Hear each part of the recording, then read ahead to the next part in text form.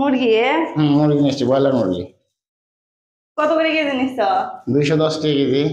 আল্লাহ, এত টাকা বাড়ছে? আজকে যে নির্বাচনের সময় তো সবকিছু বন্ধ, তো তাই এই যে মুরগির দাম কতখানি ইনছো? 1 কেজি 400 গ্রাম। এখন আমি কেটে নিই তাহলে। কাটবো এখন, কাটো।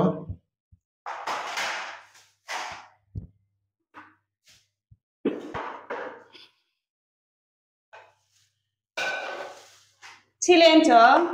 আগে ড্রেসিং করে নিয়ে আসছি মুরগিটা।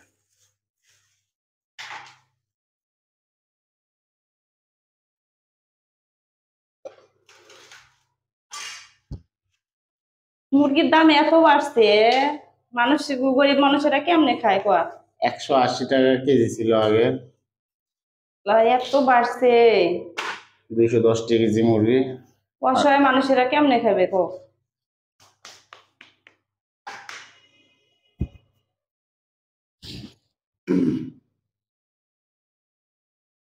ওরে আল্লাহ। তুমি মুরগি পুরাটাই রান্না করবে এখন? না, পুরেটাই রান্না করে দিয়ে দামের কথা শোনালা, পুরেটাই রান্না করে খাই না, 4-5 জন খাইতো আগে।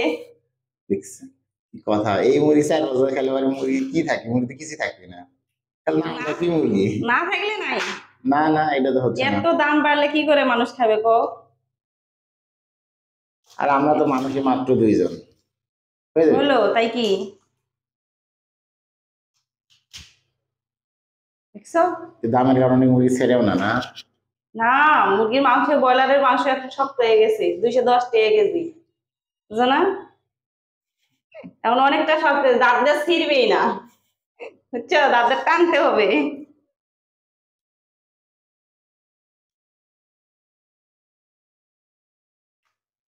এই যে আপনার ইয়ার 210 টাকা কেজি মুরগি, মাত্র 280 টাকার মতো দাম আসছে, সমস্যা কোন জায়গায়? তো অনেকগুলো মুরগির মাংস, অনেকগুলো হলো তোমার কাছে।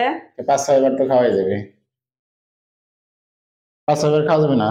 হম, 5-6 বার কে 7 দিন ধরেও খাওয়া যায়। তাই? এত দামের মুরগির মাংস। গরুর মাংস কত করে কেজি? কালকে কত করে আনছো?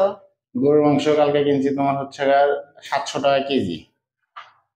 650 টাকা কেজি এক দোকানে, আরেক দোকানে কয় ওদের কাছে ওদের ওই গরুর মাংস জানি ভালো না, ওই বিদেশি এসে অনেক কথা বলে, 50 টাকা জন্য কেরা আবার খারাপটা নেই।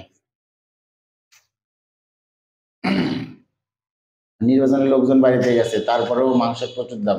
আমার তো মনে হয় যে খুব বেশি লোক বাড়িতে যায়নি, গাড়ি ভাড়া বেশি। আবার আমাদের এলাকায় গার্মেন্টস ফ্যাক্টরিতে ছুটি কম দিছে, যার কারণে মানুষ খুব বেশি বাড়িতে যায় না, যার কারণে সব জিনিসের দাম। এত দাম তাই বলে, আল্লাহ, এত দাম হয় মুরগি।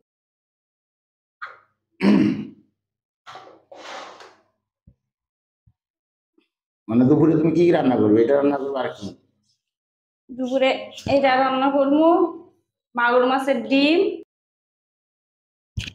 আর একটা নতুন আর মাছ দুপুরের জন্য যে মাছটা আমি বের করছিলাম রান্না করার জন্য, এই মাছটার নাম জানি কি জানি না আমি, আপনারা জানলে অবশ্যই কমেন্টে জানিয়ে দিবেন। এটা আমি আগে কখনো খাইও নি, এই মাছটা এই প্রথম কেনা হয়েছে।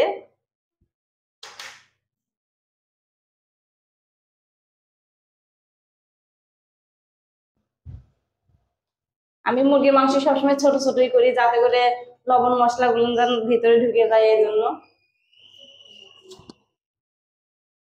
যাই হোক, আমি তো ভাবিনি যে মুরগির মাংসের দাম এত হবে। সাধারণ জনগণ কিভাবে খাবে কো এগুলো মুরগির মাংস? সিরিয়াল ধরে, তাই তো মুরগির মাংস দোকানে নাই। তাই? সিরিয়াল ধরে। ও, তাহলে আমার কাছে কি বেশি মনে হলো? তোমার কাছে খালি বেশি, কারো কাছে বেশি না। কারণ তো সবাই চাকরি করে, আমরা তো আর চাকরি করি না, আমাদের ব্যবসা করি। ব্যবসার অবস্থা তো খুব বেশি একটা ভালো না। দেখা যাক, 24 সাল পড়ছে, ইনশাল্লাহ আল্লাহ আল্লাহ রহম করে ব্যবসা ইনশাল্লাহ এখন ভালো হবে। আর ভালো হলে তো সবাই ইনশাল্লাহ। আমাদের জন্য দোয়া করবেন।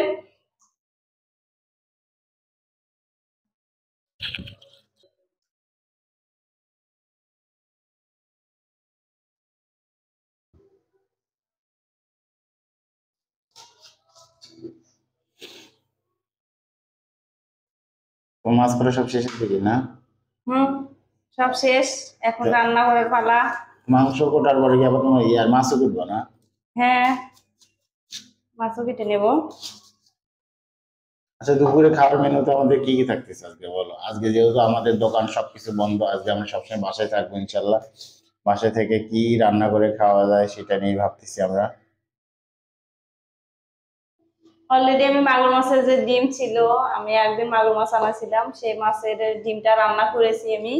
আর হচ্ছে যে এখন মুরগির মাংস নিয়ে এসলো, এটা রান্না করব। আর হচ্ছে যে এই মাছ, এই মাছটা কেমন লাগে একটু ট্রাই করবে। তো মাছটা খাওয়ার পর আমরা রিভিউ দেবো ইনশাল্লাহ। আর আপনার যারা এই মাছটা মানে অলরেডি খেয়েছেন অবশ্যই তারা কমেন্ট করে জানাবেন এই মাছটা আসলে কেমন লাগে। আমরা যেহেতু কখনো আমাদের লাইফে ফার্স্ট টাইম, কখনো আমরা মাছটা খাইনি, ইনশাল্লাহ খেয়ে দেখবো যে কেমন লাগে মাছটা। আর নামটা কি অবশ্যই জানাবেন। যদি অবশ্যই মাছের নামটা জেনে থাকেন অবশ্যই কমেন্ট করে জানাবেন। ধন্যবাদ। আল্লাহ হাফেজ।